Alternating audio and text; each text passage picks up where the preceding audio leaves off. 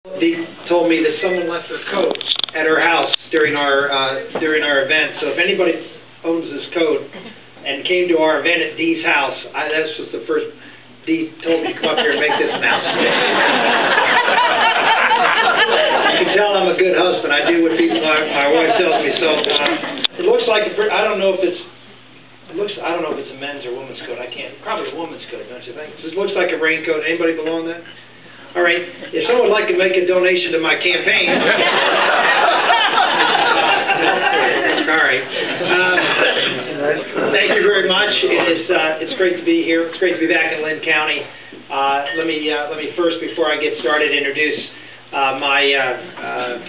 the oldest of our 7 children. Karen and I, as you know, we've been married 21 years, and Elizabeth has been here. She's actually spoken here in Linn County. I know a few of you have told me that you heard her when she did speak. She just came from down in Scott County, which used to be in the 1st District then. She spoke down there today, and she's been traveling the state for the last week and a half for me, and in some cases with me, in trying to show my better side, which is the husband and father side of Rick Santorum, and that's my daughter Elizabeth. Elizabeth, there you go.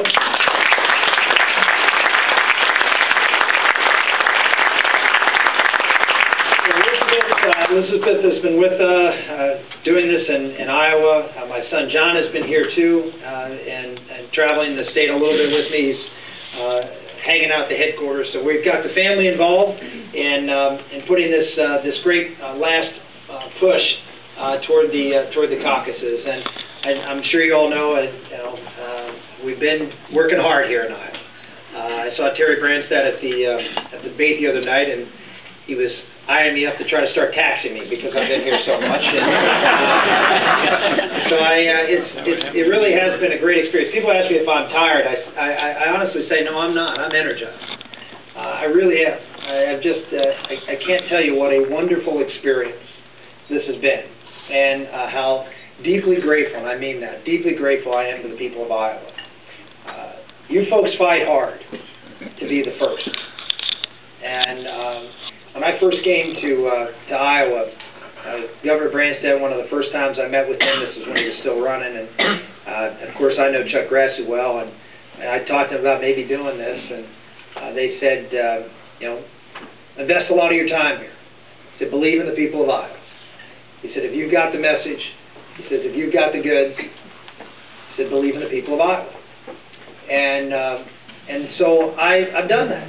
I've spent the time here, been to every one of the 99 counties. I'd be happy to do Iowa trivia with anybody in this room. Where's Lansing?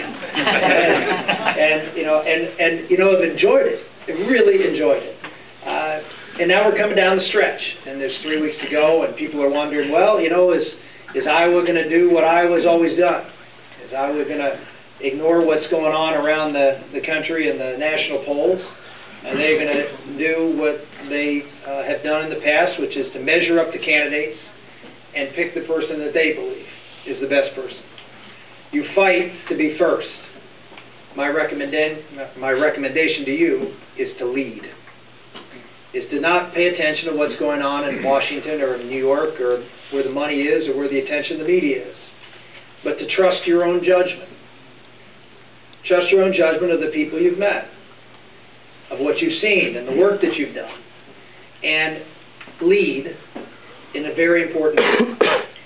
You did this 4 years ago. Well, not the people in this room, but the state of Iowa did. 4 years ago, the state of Iowa gave us Barack Obama.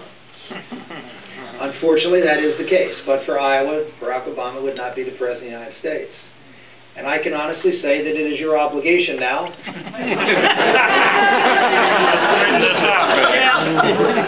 to give us the antidote to Barack Obama.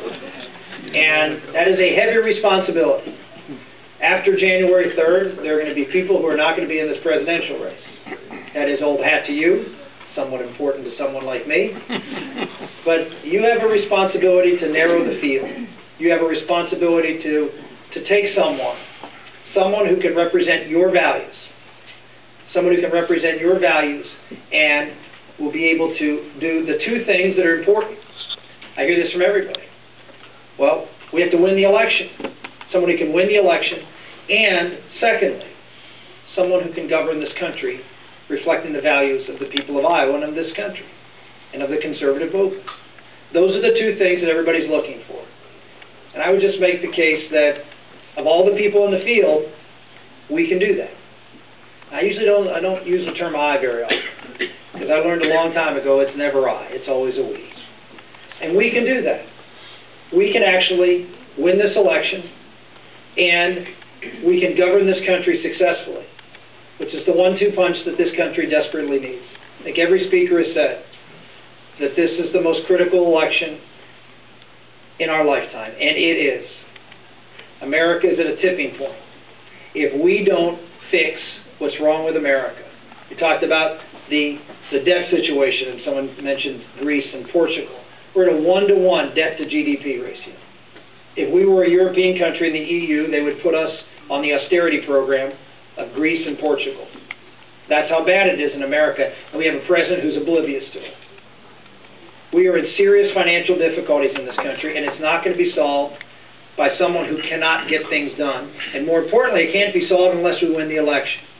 One of the things I get a big kick out when I talk to people, and my daughter's on the phone and we're calling folks, and they say, you know, we really like Rick. We think he's a good, strong, consistent conservative. We trust him, but we're not sure he can win. And if I can, let me just address this, because I think it's really important for you to understand who can win in this election. The person who's going to win in this election is the person who can make Barack Obama the issue in this election. The person who's going to have a harder time winning is someone who is going to be defending attacks about himself or herself throughout the course of this campaign. If they are the issue in the election and not Obama, then we have a chance of losing this election. You know, I always say when people say, well, you know, why haven't you caught fire? I said, well, I'm sort of like the guy at the dance hall when the girls come in, they sort of walk by and they're looking for a better looking guy to dance with. Right? And they take a few turns with the other guys, and then there's old Steady Eddie.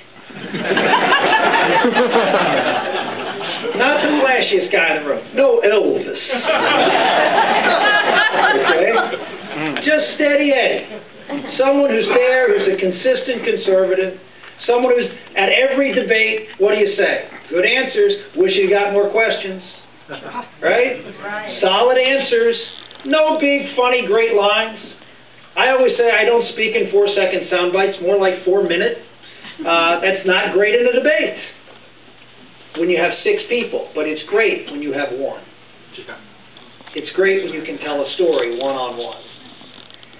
And so the old Steady Eddie, I'm counting, would be actually the best guy to run against Barack Obama and be able to focus saying, you know what, yeah, you may not agree with my positions, but I've always held them.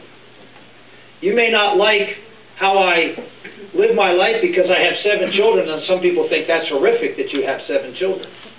They do. But that's who I am, and that's who I've been. And so you have someone out there that can make a clear, clean contrast with Barack Obama. And someone like anybody else in the race who's actually won a state that we need to win if we're going to win this election. You have folks in this race, and let's just analyze the folks who, quote, can win. Mitt Romney. Let's be up front about it. Mitt Romney has won 1 race in his life. He's lost 2. The 1 race he ran as a liberal Republican to get elected in Massachusetts. He did not run for re-election in 2006 because his polling numbers were atrocious, and he didn't run again. That happened to be the year I ran again. My polling numbers were atrocious, but I still ran. My polling numbers were atrocious because all Republicans' numbers were atrocious in 2006. It was a bad election year. But I stood and fought. I stood and fought because I thought it was important for our country to hold my seat and to give it my best to try to hold on to the principles that I thought were important in Washington. If I would have been worried about me and my electoral future, I might have taken a pass. A lot of people suggested I do it. But I needed to fight because that's who I am. Did he ever win a seat running as a conservative in a tough state? No, he never did. Now let's look at the other governor. Good man. Well, all these folks are good people. But he ran as a Democrat when the Democrats controlled Texas, and then he ran as a Republican when the Republicans controlled Texas. And he ran as a conservative in a conservative state. That's great. But we're not going to lose Texas. If we lose Texas, then we have no chance of winning the election. But did he ever win a race where he needed to get, as a conservative, needed to get independents, moderates, Democrats, etc. to win? No, never has. How about the 3 congressional candidates that are left? Look at them. All 3 of them ran in heavily Republican districts. In fact, in the most Republican districts in their state. Never had to get bipartisan support. Never had to get independent support. And 2 of the 3, Gingrich and Bachmann, always had very tough races to win re-election in a heavily Republican district. Who can win? Well, what do you have to win the presidency? Well, you got to win Pennsylvania and Ohio and Florida and Missouri and Indiana and North Carolina and Virginia. Are those solid Republican states? Nope. No, those are swing states. Those are swing states where you have to go out and you have to fight and you have to appeal. Does anybody in this race have a record of appealing to voters in swing states?